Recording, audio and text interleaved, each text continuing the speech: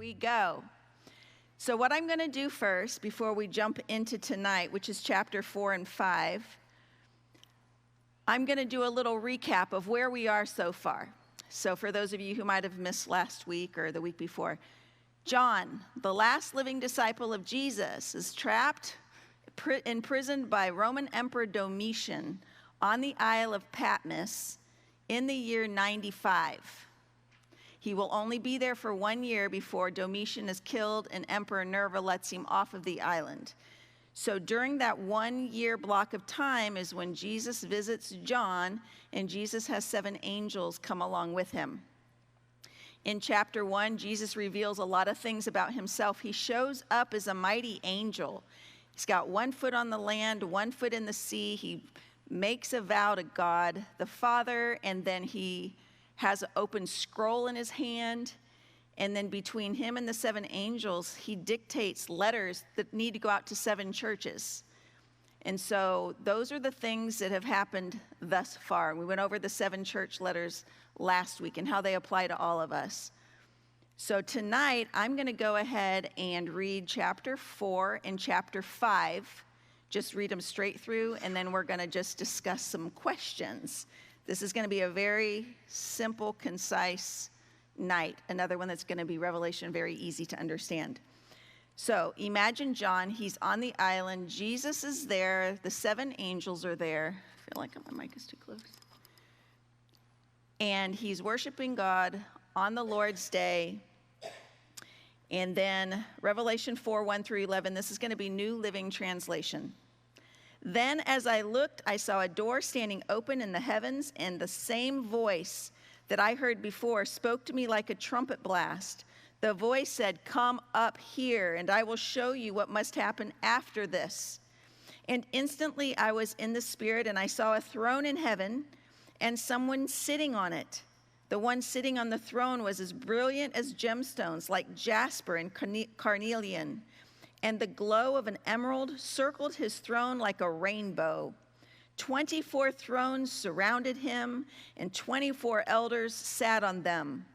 They were all clothed in white and had golden crowns on their heads. From the throne came flashes of lightning and the rumble of thunder. And in front of the throne were 7 torches with burning flames. This is the 7-fold Spirit of God. In the front of the throne was a shiny sea of glass, sparkling like crystal. In the center and around the throne were 4 living beings, each covered with eyes, front and back. The first of these living beings was like a lion. The second was like an ox. The third had a human face, and the fourth was like an eagle in flight. Each of these living beings had 6 wings, and their wings were covered all over with eyes, inside and out. Day after day and night after night, they keep on saying, "Holy, holy, holy is the Lord God Almighty, the one who always was, who is, and who is still to come." Whenever the living beings give glory and honor and thanks to the one sitting on the throne, the one who lives forever and ever, the 24 elders fall down and worship the one sitting on the throne. And they lay their crowns before the throne and say, "You are worthy, O Lord our God, to receive glory and honor and power. For you created all things, and they exist because you created what you pleased." Chapter 5. And then I saw a scroll in the right hand of the one who was sitting on the throne. There was writing on the inside and on the outside of the scroll, and it was sealed with 7 seals. And I saw a strong angel who shouted with a loud voice, "Who is worthy to break the seals on the scroll and open it?" But no one in heaven or on earth or under the earth was able to open the scroll and read it. And then I began to weep bitterly because no one was found worthy to open the scroll and read it. But one of the 24 elders said to me, "Stop weeping. Look, the Lion of the tribe of Judah, the heir of David's throne, has won the victory. He is worthy to open the scroll and its 7 seals." And then I saw a lamb that looked as if it had been slaughtered, but it was now standing between the throne and the 4 living beings and among the 24 elders. He had 7 horns and 7 eyes, which represent the sevenfold Spirit of God that is sent out into every part of the earth. He stepped forward, and he took the scroll from the right hand of the one sitting on the throne. And when he took the scroll, the 4 living beings and the 24 elders fell down before the Lamb. Each one had a harp, and they held gold bowls filled with incense, which are the prayers of God's people. And they sang a new song with these words, "You are worthy to take the scroll and break its seals and open it. For you were slaughtered, and your blood has ransomed people for God from every tribe and language and people and nation. And you have caused them to become a kingdom of priests for our God, and they will reign on the earth." And then I looked again, and I heard the voices of thousands and millions of angels around the throne of the living being and the elders. And they sang in a mighty chorus, "Worthy is the Lamb who was slaughtered to receive power and riches and wisdom and strength and honor and glory and blessing." And then I heard every creature in heaven and on earth and under the earth and in the sea. They sang, "Blessing and honor and glory and power belongs to the one sitting on the throne and to the Lamb forever and ever." And the 4 living beings said, "Amen." And the 24 elders fell down and worshiped the Lamb. That's it. But that's it. That's 4 and 5. But trust me, we've got a lot to discuss. We're going to go over your overview sheet real fast. John alone is taken up into the throne room, which is the 3rd heaven, in the year 95 AD, like I said. This is 65 years after the crucifixion of Jesus, which happened in 30 AD on Passover, which fell in April that year. The voice informs John that he's going to see things now that are destined to come to pass. Up to this point, John has only seen Jesus and the angels, and it was, "Write these things which you've seen so far, and write the things which are." And that was the letters to the churches and everything about Jesus' identity. And then that voice says, "Come up here, and now we're going to show you things that are going to happen in the future." So John goes into the throne room. The throne room is called the 3rd heaven. So when you're reading in your Bible, and it's in your overview page, anytime you see something that says it happens in the 1st heaven, a lot of people think heaven has levels. Like if you're really, really awesome, you get to be in the 3rd heaven. And then you're on the 2nd floor if you're, no. The 1st heaven in the Bible is referring to the heaven of the clouds, where there's oxygen, where birds fly, where we breathe. If anything happens in the 2nd heaven, it's happened in the atmospheric region of the sun, where you can see it, but it's no oxygen. It's outer space. It's the planets. It's the stars, sun, moon. That's 2nd heaven. If anything happens in the 3rd heaven, and in Revelation, we're going to see stuff happen in the 2nd heaven and the 3rd heaven. The 3rd heaven is the throne room where God and the angels reside. We can't see that. We don't know where that is. It's a spiritual place. So we have to understand the different heavens, because then Revelation will make a whole lot more sense. So even though John gets to go up into the 3rd heaven, the throne room where God and the angels reside, in the year 95, I believe, and it took me a long time to come to this conclusion, I believe that he's seeing the throne room in the future, right before the tribulation begins. And why I believe that, I put it in your notes. In Job, Satan and some bad angels go up into the throne room, and Jesus said, "Where did you come from?" And they said, "From wandering to and fro." Satan, although he's been kicked out, has access to the throne room to accuse us night and day. Well, when John goes up there, he doesn't list Satan in any of those things. So we're going to find out that in chapter 12, which is actually in the middle of the book, but it's the trigger point to the whole tribulation of the future, Satan's going to be evicted from heaven for good.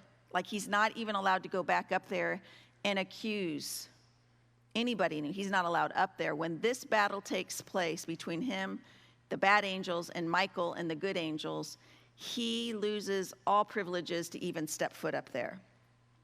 So the fact that John doesn't see him makes me think that that's already happened. John's in the throne room after the eviction of Satan. So I believe that he's seeing a futuristic throne room, and then he's going to see what the throne room looks like as the tribulation progresses, and then he's going to see what the throne room looks like right before the return of Christ, and then he's going to see what the throne room looks like when the marriage supper happens. So he's going to see everything from a throne room perspective. Here's what he sees when he first arrives. He sees the throne of God. He sees God sitting on it. Not Jesus, he sees God, the Father, sitting on the throne. A green rainbow, very important. It's this emerald green glow that encircles his throne, and they call it a green rainbow, which is a sign of covenant promise. 24 elders. Those are the first disembodied human spirits that John sees up there. They're the only disembodied human spirits that he says he sees up there.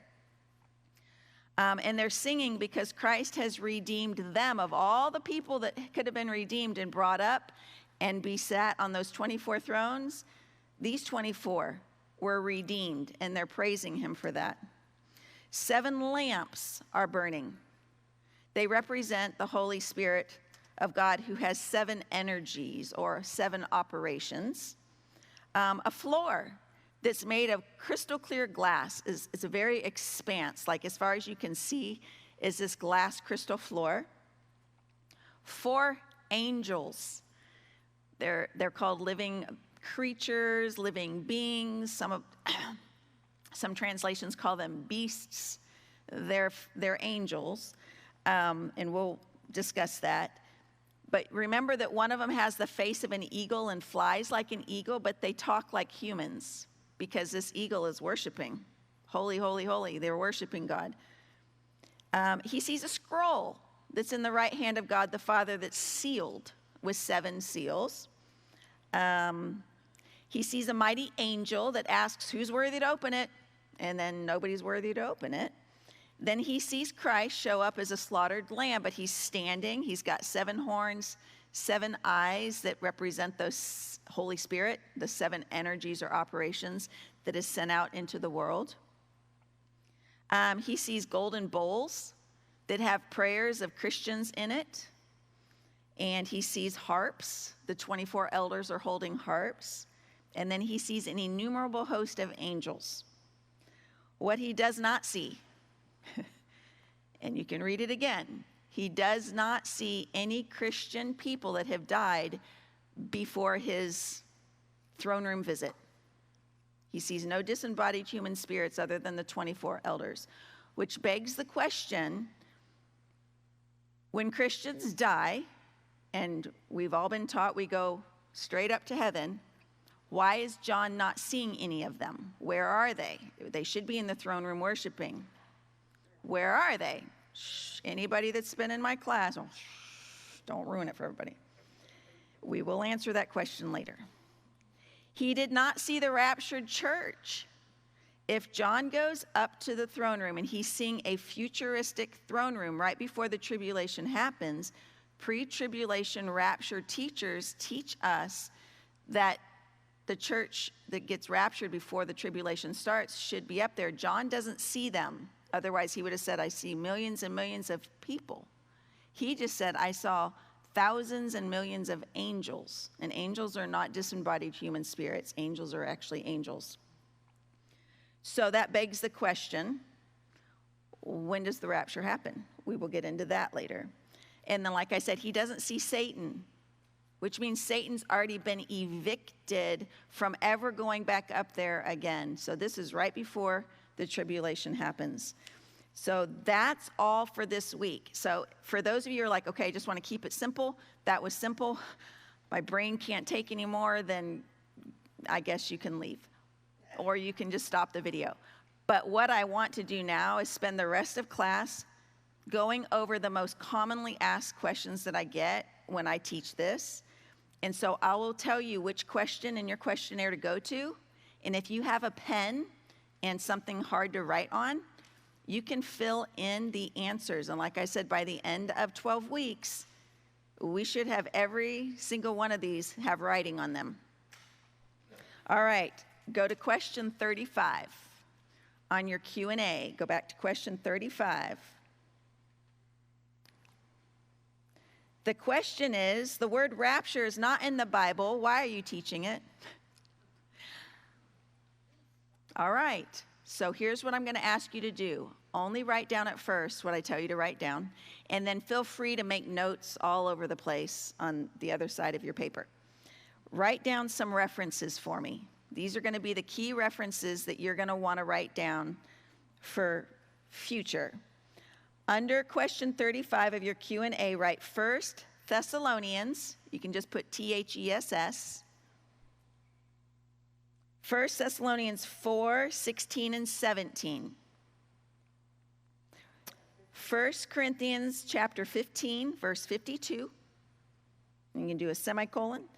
And then you're going to write Matthew 24, 31. All right. The word rapture is not in the Bible. You're right. Whoever poses that question, it's not in the English translation. However, the event that we call the rapture is in the Bible a few times in different references. So the first one that you wrote down, I'm going to read it to you. 1 Thessalonians 4, 16 and 17. This is King James. For the Lord himself shall descend from heaven with a shout, with the voice of the archangel, and with the trump, which is a trumpet. Some people get crazy, and Donald Trump, no, a trumpet, with the trump of God, and the dead in Christ will rise first. Then we which are alive and remain shall be caught up together with them in the clouds, not into the third heaven, into the clouds, which is second heaven stuff, or could be first heaven. First heaven, that's clouds.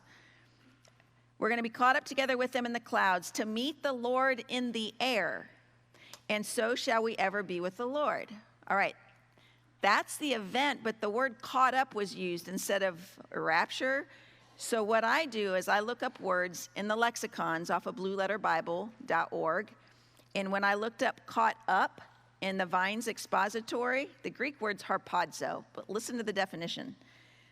Of the rapture of the saints at the return of the Lord. The word rapture is actually used in the definition for caught up. So caught up is the English phraseology that the writers chose to put into our Bibles, but it's talking about the rapture when we are caught up in the air with the Lord. But before the Greek translation, harpazo, there was the Latin Vulgate, written in 405 by Jerome. In the Latin Vulgate, I was very curious to see what word they used. So I have access on Blue Letter Bible to the Latin Vulgate. And I was looking at all of the words going, which one is where caught up is in the English King James? And so I picked a word that looked like it might be, because it started with an R, and it was rapiamur. So I clipped it out and I transposed it into translate.google, and I went from Latin to English, and listen to the definition of rapiamur. We will be raptured. So when I plug that into verse 17, it reads, then we which are alive and remain, we will be raptured together with them in the clouds to meet the Lord in the air, and so shall we ever be with the Lord. Just because we don't read the Latin Vulgate or we don't read the Greek doesn't mean the word rapture is not in the Bible. It's just not in the English translations, but the event is talked about. And then 1 Corinthians 15:52 is the other reference that you're going to want to write if you haven't yet, under question 35. I think 35. Yes, 35. This is talking about the same event, the rapture. It will happen in a moment, in the blink of an eye, when the last trumpet is blown. Now, this added a little extra detail. The first one just said it's the trump of God. This one tells us which trumpet it is.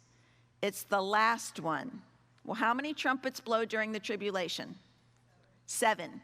What would the last one be? 7. So the rapture would happen at which trumpet?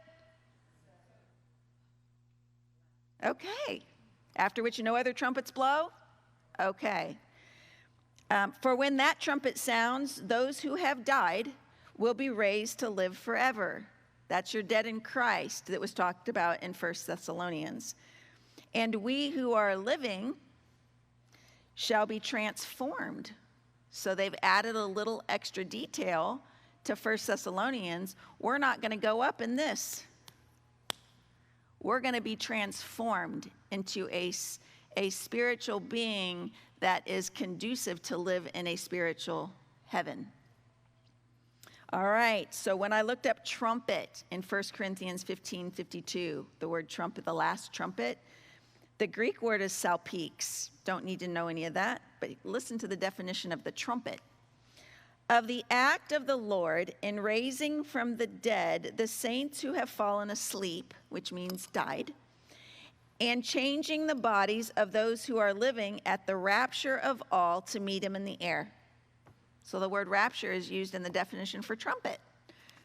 The word rapture is used all the time in different definitions for this event. Matthew 24:31. And he will send his angels with the great sound of a trumpet, and they will gather together his elect, which is Christians, from the four winds from one end of heaven to the other. So now we know that angels are going to be sent out. So a trumpet blows, angels go out, the dead in Christ rise, and we who are alive and remain, who are Christians, elect, the angels gather us, transform our bodies, and we go into the clouds to meet him in the air. That's your rapture.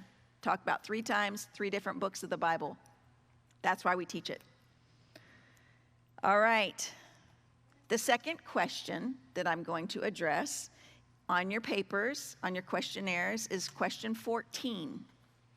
If you want to flip over to question 14, I get this one a lot. Who are the 24 elders? All right, so you might want to do some writing on this one, but for right now, I want you to write down 2 references. Matthew 27, verses 52 and 53, and Hebrews 11, verses 1 through 40. Who are the 24 elders? All right, you ready? I cannot be dogmatic about this one because I cannot be for sure. But I have done so much research on who they could be because, listen, they're the only disembodied human spirits that John sees in the throne room. That means they have a special place of honor for something that they have done while they were alive on this earth, because we know they're disembodied human spirits because the vine says they are absolutely not angels. So for those people that have taught you that the 24 elders are angels, absolutely not. They are disembodied human spirits that have been redeemed. They were praising the Lord in chapter 5. You've redeemed us with your blood. Okay, you don't redeem angels. That's not why he died. He died to redeem human beings. So these are 24 disembodied humans that have a place in the heavenly Sanhedrin or court, very high place of honor. So here's my deductive reasoning, and like I said, I cannot be dogmatic, but if I was going to pick the cream of the crop, with the clues that I have, I think I've got them. All right. In my research, I discovered that when Jesus died on the cross, he went down to hell for 3 days. When Jesus resurrected, he came back onto the earth for 40 days. Then he ascended into the 3rd heaven where God and the angels were waiting for him. Did you know that after his resurrection, some graves split open? And some people came out of their graves and went into the holy city of Jerusalem and appeared unto many people? The zombie apocalypse that nobody ever preaches on? All right. Listen to this, guys. I suspect that some of these that came out of the graves were your 24 elders, and here's why. Matthew 27, 52 through 53, you should have written it under question 14. This is the first thing we need to know. And the graves were opened, and many bodies of the saints, remember that word saints, which slept, which means has died, they arose. And they came out of the graves after his resurrection, which means Jesus first, them, whoever they were, second. And they went into the holy city, and they appeared unto many. Saints in the Greek in this verse is hagios, but listen to the definition. Worthies, which means worthies, of the Old Testament, accepted by God for their piety, which means religious reverence and righteousness, their faith. So we know they're Old Testament. So those people that have been taught that half of them are New Testament disciples and half of them are Old Testament apostles, nix that one. That's only what I go by is what I can see in black and white. So I don't put any of my eisegesis into here. It's all like just extracting straight from lexicons. They're going to be Old Testament worthies. They're called saints. All right. I know of 2 Old Testament worthies that never tasted death. Name them. Elijah and Enoch. Elijah and Enoch never tasted death. Okay. I also know that God buried Moses. Moses' body was never found. And at the transfiguration, when Jesus went up on the high mountain with Peter, James, and John, who came down in their glorified bodies to visit them on the mountain? Moses and Elijah. So Elijah's listed twice. So I know that Elijah and Moses have been talked about in the New Testament, and I wanted to see how many times Enoch was mentioned in the New Testament. He's mentioned 3 times, but one of them struck me. And I'm going to read Hebrews 11:5 to you.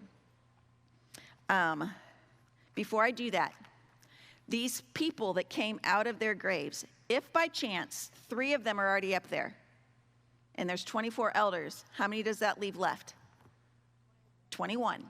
We're looking for 21 people to come out of their graves.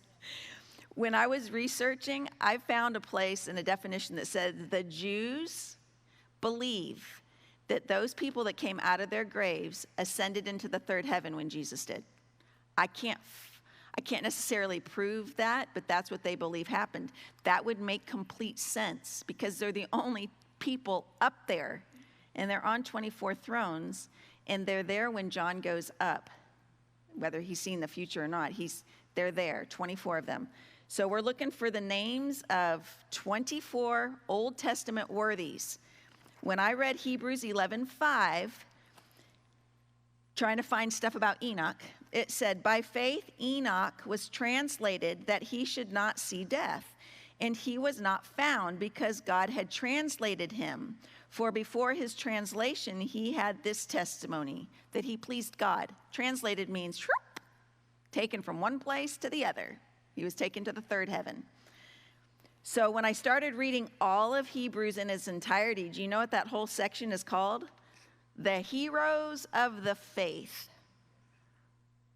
Worthies of the Old Testament. I'm like, I wonder if these are my 24 elders. Let's see who they are. So if you want to, on your blank side of your notes, if you've got a clipboard and a pen, I'm going to read these and tell you to label them 1 through 24, and we're just going to have them for who knows sake. I can't prove it, but they sure do fit they deserve that place of honor. Now faith is the substance of things hoped for, the evidence of things not seen. For by it the elders, well, we're looking for 24 elders. For by it the elders obtained a good testimony. By faith we understand that the worlds were framed by the word of God, so that the things which are seen were not made of things which were visible. By faith Abel, right, number 1, put Abel beside it. By faith, Abel offered to God a more excellent sacrifice than Cain, through which he obtained witness that he was righteous, God testifying of his gifts. And through it, he being dead, still speaks.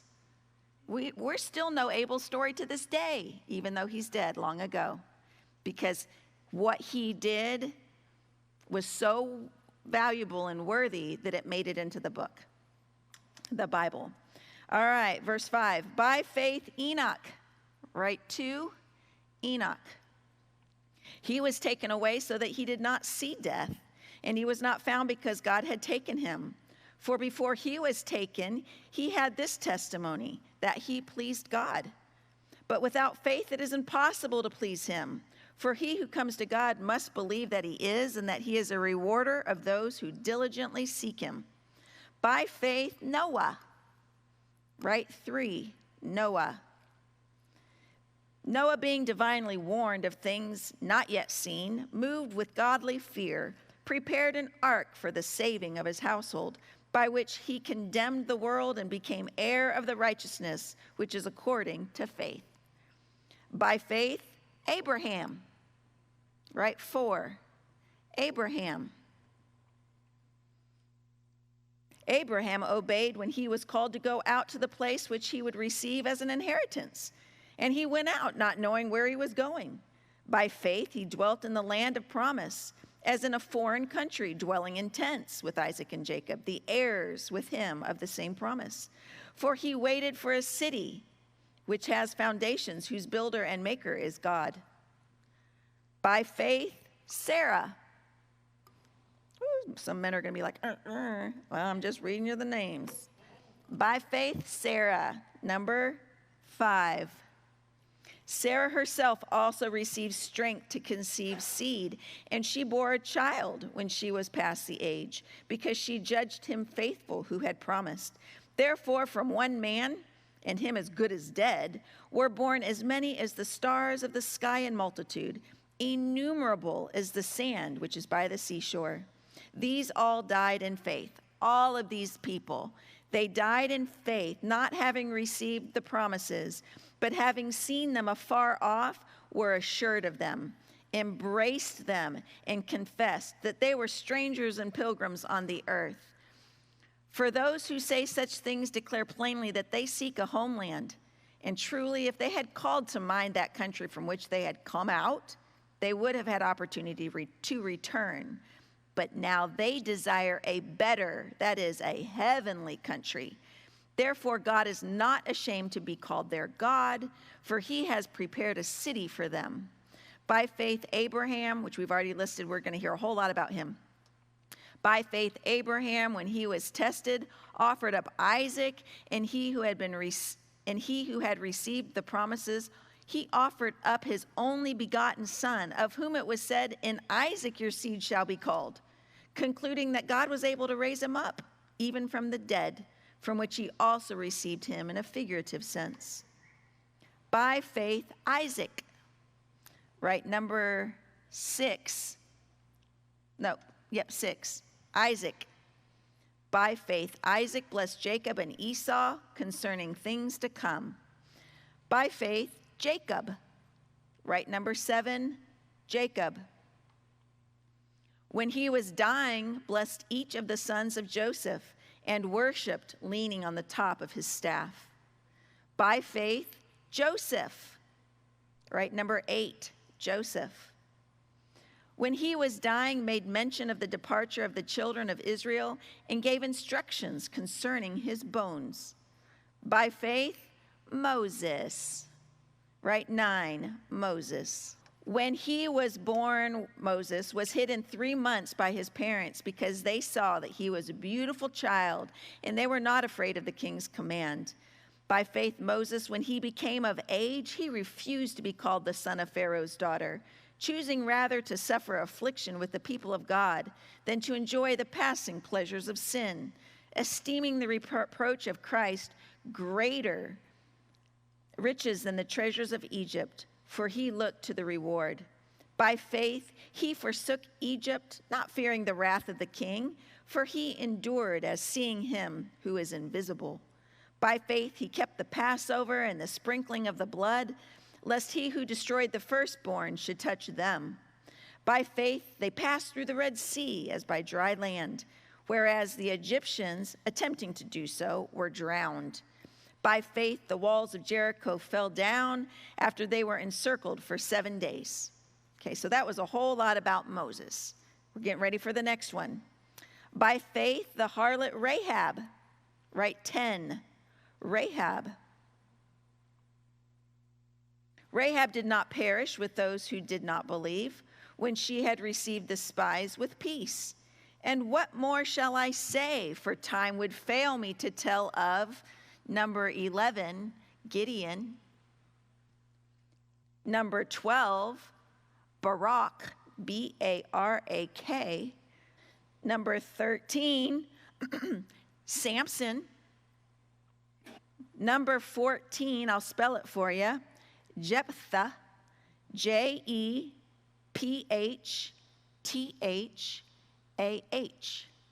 Jephthah. And also of number 15, David. And number 16, am I going too fast? Like shorthand. Samuel. So I'm going to just repeat those. For the time would fail me to tell of Gideon and Barak and Samson and Jephthah and David and Samuel and the prophets. So the prophets is just this vague, I'm like, oh, keep going. Ugh. So what we have to do from this point on, they're going to start listing what these prophets did, what they're known for, and we have to kind of fill in the blanks to the last 8 that could possibly be some of the 24 elders, all right? So I've come up with who I think they are that fit the molds, but you might come up with them like, yep, that could be it too. That's why I'm like, I can't be dogmatic about who these 24 are.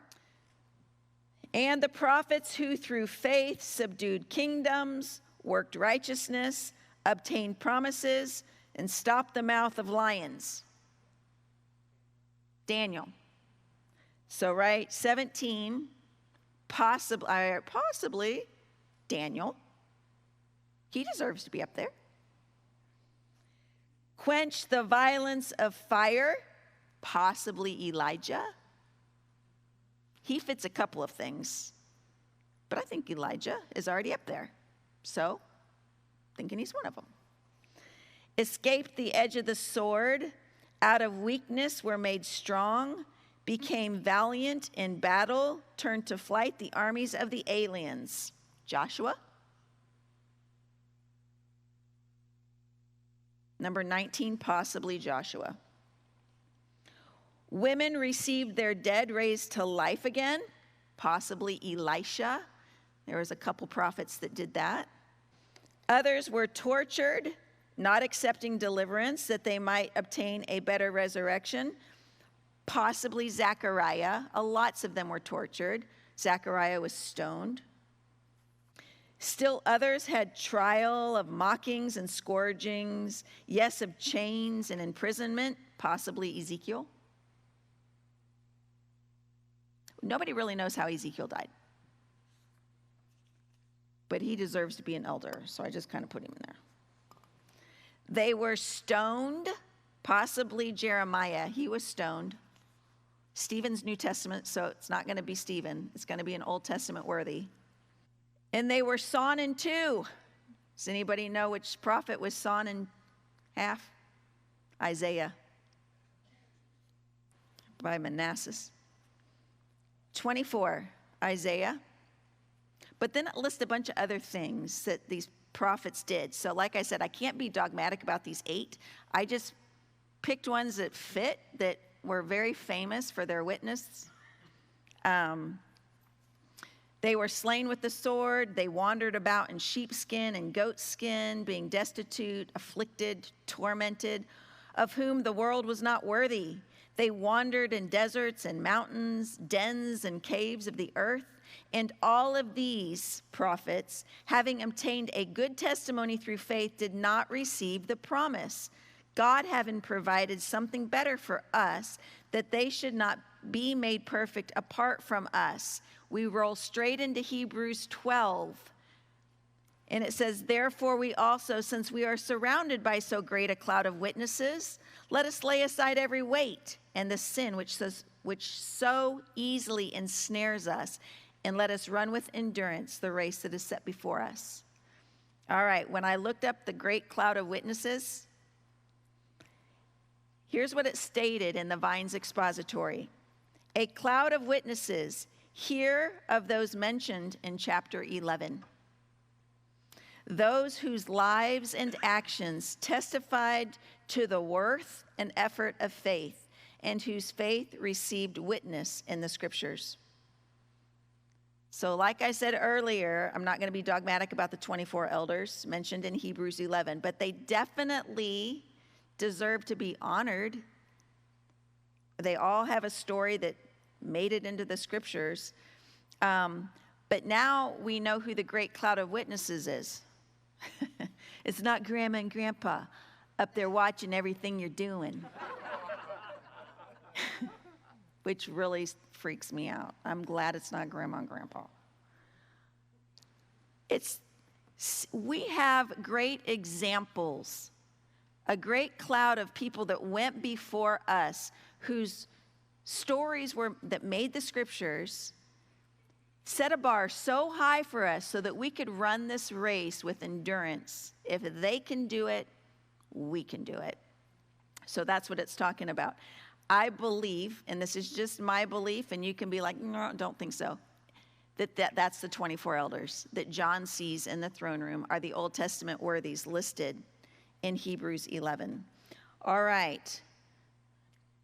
Next question we're going to cover, question number 16. So go to 16. This is going to be a lot faster. What are the 7 lamps burning that refer to the 7-fold spirits of God? Or what are the 7 ways that the Holy Spirit is referred to? Like, he's one Holy Spirit, but there's 7 lamps burning. He's one Holy Spirit, but there's 7 eyes on Jesus, the slaughtered lamb that goes out. So what are the 7 energies or operations or names to this Holy Spirit that indwells us? Question number 16. What are the 7 lamps burning that refer to the 7-fold spirits? Is that what you're saying, 16? Okay. I want you to write one reference. Isaiah 11:2. I'm going to read them off. You can write them down if you want. Just put spirit of, and then I'm going to give you 7 words. Instead of writing spirit of this, spirit of that, just put spirit of, and then I'm going to give you 1, 2, 3, 4, 5, 6, 7. In Isaiah 11:2, he is known as the Spirit of the Lord. So, Spirit of the Lord. He is known as the Spirit of wisdom. You can write wisdom. He is known as the Spirit of understanding. He is known as the Spirit of counsel, and that he is known as the Spirit of might. He is known as the Spirit of knowledge. And he is known as the Spirit of the fear of the Lord. Fear of the Lord. The 7 energies and operations of one Holy Spirit burning like torches in the throne room. One Holy Spirit who is omnipresent, which means he is everywhere at once. Omnipotent, which means he is all-powerful. And omniscient, which means he is all-knowing. He is God's Spirit. He is the Spirit of God the Father. He works in complete unity with God the Father, Jesus the Son, complete unity. And he is the one that is sent out into all of the earth and indwells Christians so that we have a divine conduit to the mind of Christ, to the mind of God the Father. So that's pretty cool. So that's what those 7 torches, they represent the 7 energies or operations of one Holy Spirit. All right, next question. We have some time. We're going to do question 15. Question 15. What are the 4 living creatures in the throne room with the different faces? Go ahead and just write angels. because that's what they are. They are angels. The lexicons all state that they're angels. They have different faces. They have multiple wings. One looks and flies like an eagle, but he can speak like a human, and he shows up in the story of Revelation. If you want to go ahead and write Rev 8:13 down, I'm going to read it. Then I looked, and I heard a single eagle crying loudly as it flew through the air, "Terror, terror, terror to all who belong to this world because of what will happen when the last three angels blow their trumpets." In all the other translations, it's whoa, whoa, whoa. And the King James and the New King James both say it's an angel. There's three angels that fly overhead giving messages. And one of them, they call him an eagle. It's not an eagle. It's that angel that has the face of the eagle that flies and is warning people. Ezekiel 1 and 10, Ezekiel chapter 1, Ezekiel chapter 10, both talk about these angels in the throne room that have different faces. And the Hebrew lexicon calls them cherubs, which we know cherub is an angel. But the definition of a cherub in the lexicon, if you just want to listen and you have to write all this down, you can watch the video later and pause it. In the theology of the Hebrews, which is the revelation of God, it says a cherub is a being of sublime and celestial nature, a figure compounded of that of a man, an ox, a lion, and an eagle, three animals which together with man symbolize power and wisdom. That was a pretty cool definition. So, simple answer, the four creatures, the four beasts, whatever translation you're reading that have all the different they're angels. All right. Question number 5, not 5 in your thing, just 5 on my thing, was asked by Miss Judy on week 1. She wanted to know, it's not in your notes, because I never answer this question until we just go through it, but she wanted to know, do I teach a pre-trib rapture, a mid-trib rapture, or a post-trib rapture? And I need to clarify that there are not just 3 views of the timing of the rapture. There's 5 that I have found. There might be more by now.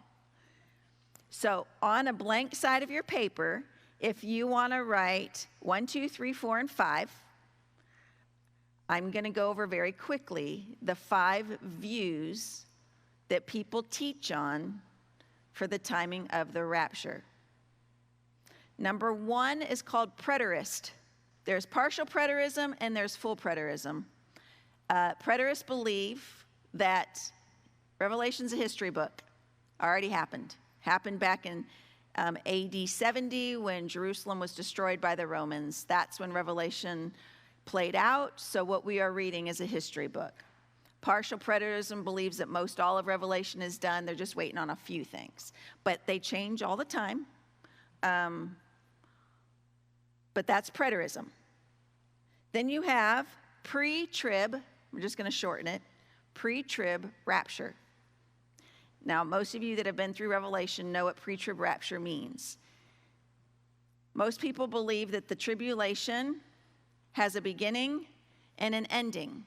And the rapture is going to happen at some point. So a pre-trib teacher would say, we get raptured up, caught up, before the tribulation ever starts, before the Antichrist is ever seen. We escape it all because we are raptured pre-tribulation. The third view is mid-trib, mid-tribulation. So mid-trib teachers teach that there's 2 equal sections of the total tribulation. They teach that there's 3.5 years of peace and 3.5 years of holy terror. And Christ is going to rapture the believers after the first 3.5 years of peace is over, but before the second 3.5 years of terror starts. So right smack in the middle of the 7 years, Christians are going to be caught up. So they technically, it's kind of a pre-trib rapture because they're going up before the bad part happens. That's mid-trib. Then there is View 4, post-trib, and then put a little slash backslash, pre-wrath. Post-trib, pre-wrath. I'll wait till everybody's looking up, and I know they've all written it down. Post-trib / pre-wrath. That view teaches that the Christians will go through the entire tribulation, but immediately after it is over, but before the bowls of wrath have been poured out, the Christians will be raptured at that point. So they will not be there when the bowls of wrath have been poured out, but they will go through the tribulation itself. Then there is view 5, post-trib, post-wrath. Post, which they teach the Christians will go through the entire tribulation, and Christians will go through the 7 bowls of wrath, after which the rapture will happen. So, not telling you anything other than the 5 views, sorry, Judy, but I will tell you, the Bible will funnel you down to one consistently. No contradictions, one. You will find it on your own as we go through these, and sometimes the questions that people ask, when I'm answering the questions, if you listen close enough, you'll be funneling. The questions will funnel you down to one. So I will let you guys discover that on your own. Question number 6 on my thing, but it's 36. Flip to page that has the 36 on it.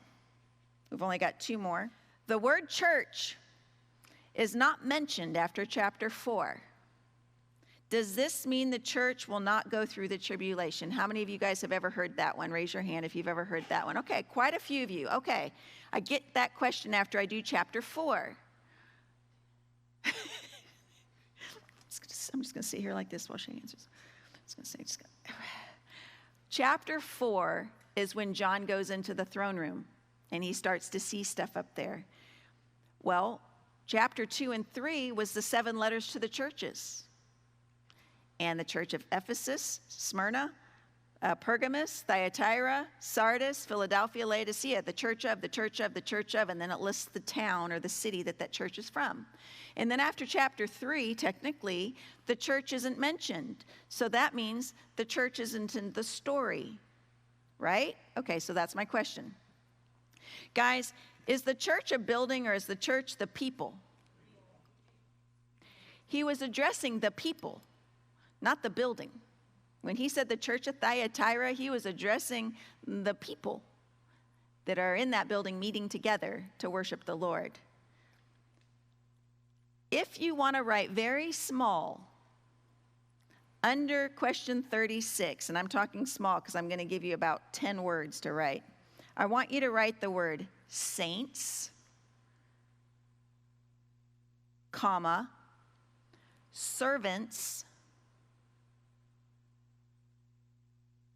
comma, the called, like C-A-L-L-E-D, the called, comma, witnesses, comma, chosen,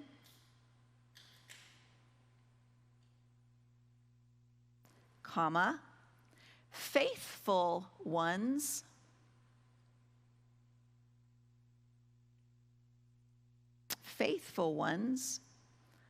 comma, prophets,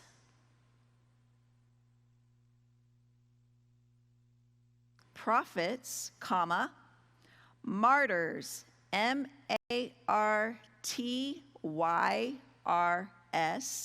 martyrs, comma, the remnant,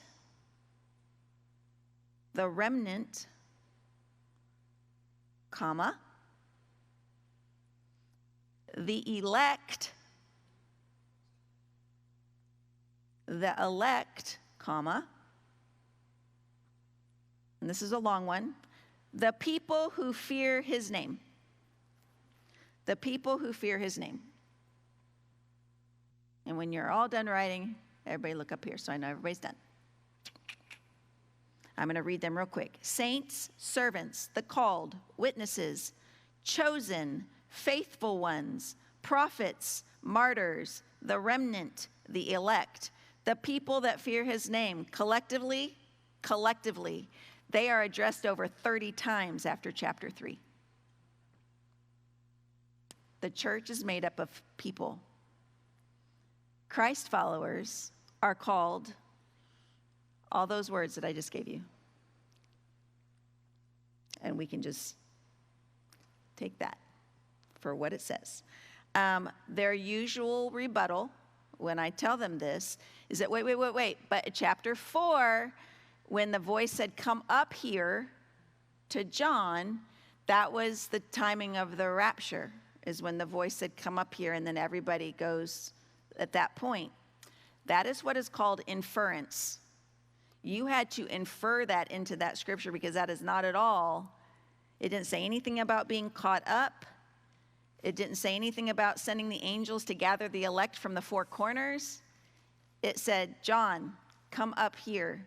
And whoosh, off John went, right? So I'm going to read you Revelation 4, 1 and 2. Tell me what you think it sounds like happened. Then as I looked, I saw a door standing open in the heaven. This is John on the Isle of Patmos. And the same voice that I heard before spoke to me like a trumpet blast. The voice said, come up here, and I will show you what must happen after this. And instantly I was in the Spirit, and I saw a throne in heaven and someone sitting on it. He didn't say we. He said I. And in the Greek, you have to know what tense verbs are. Verb tensing is important. And the verb tensing on come, on a bino, is singular. It's singular. And the only other time come up here is used in the book of Revelation is when the two witnesses at the end, before at the end of their 1,260 days, they are killed by the beast. They lay in the streets of Jerusalem for 3.5 days. And then God will breathe his breath back into them. They will stand to their feet, and God the Father will say, come up here. And they go whoosh, just like John. But when you look up the verb tensing of that particular verse in Revelation 11:2, and they heard a great voice from heaven saying to them, come up hither, and they ascended up to heaven in a cloud, and the enemies beheld them. When you look up the verb tensing, it's plural, because 2 people went up. So we can't infer things just because we want things to say a certain thing. Because if you can refute it, you shouldn't be teaching it. And so what I'm going to teach you is black and white. It doesn't contradict anything, and I'm telling you, it'll funnel you down to one of those 5 views without me twisting or inferring or doing anything. All right, one last question, and it's going to be fast. Question 53 is the last one on your question and answers. I get this one a lot. What is the scroll that is sealed with 7 seals that only Jesus can open? What's in it? I have heard all kinds of teachings on what people think is in that scroll. The lexicon, in its simplest definition, I'm going to read it to you real quick, and then I'll go back and read it word for word. Simply put, it contains God's plans and purposes for mankind. It contains God's plans and purposes concerning mankind. And he's got some really cool plans that I discovered in that scroll, hidden deep in the scroll, that I'll teach as a bonus teaching at the very end of Revelation. It was my biggest treasure I found, was something that was hidden in that scroll. All right, so Revelation made easy. Chapter 4 and 5 was easy. All the questions afterwards might have just it's okay. You had the opportunity to run and you didn't, so Sorry. Next time we do question and answers, get ready. Because sometimes it's a bigger teaching than the actual class itself. But these are the questions that people throw at me. So the videos are going to be on my YouTube channel. If you send me a text, you're like, how do I get to it? You can rewatch what you've missed.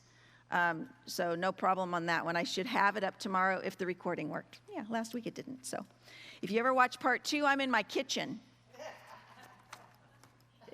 It screwed up last week. So anyway, I'm going to go ahead and pray us out. And next week, Revelation Made Easy, Unsealing the 7 Seals. We'll start right at 7 o'clock.